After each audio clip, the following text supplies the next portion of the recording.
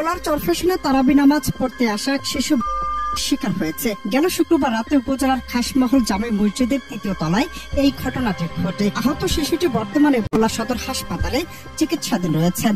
এই ঘটনার জন্য দায়ী ব্যক্তির দৃষ্টান্তমূলক শাস্তির দাবি জানিয়েছে আহতের পরিবার। আর অভিযুক্তকে গ্রেফতারের জন্য কাজ শুরু করেছে পুলিশ। সিসিটিভি ফুটেজে তার স্পষ্টতা মিলেছে।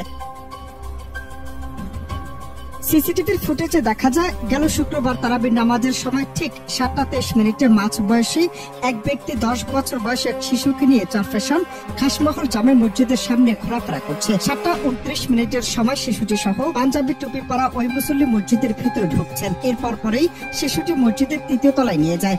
রাত 8:28 সময় শিশুটিকে পাঞ্জাবি টুপি খোলা অবস্থায় মসজিদ থেকে বের হয়ে যেতে দেখা যায়। পিছন থেকে মসজিদ থেকে বের হয়ে মোটরসাইকেলে দ্রুত ছুটকে পড়েন অভিযুক্ত ব্যক্তি।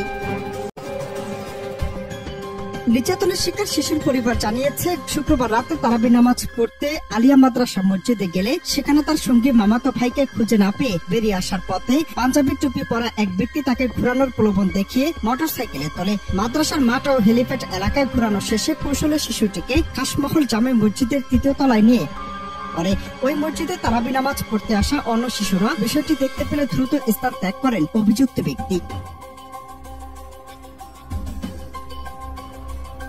খবর পেয়ে পরিবারের লোকজন তাকে চরফ্যাশন হাসপাতালে ভর্তি করান। উন্নত চিকিৎসার জন্য রাতে তাকে ভোলা 250 শয্যা জেনারেল হাসপাতালে রেফার করা হয়। এই ঘটনার জন্য দায়ী ব্যক্তির বিচার চেয়েছেন শিশুটির পরিবার। তবে পুলিশ বলছে, অভিযোগ পেলে স্বচ্ছ তদন্তের মাধ্যমে নেওয়া হবে ব্যবস্থা।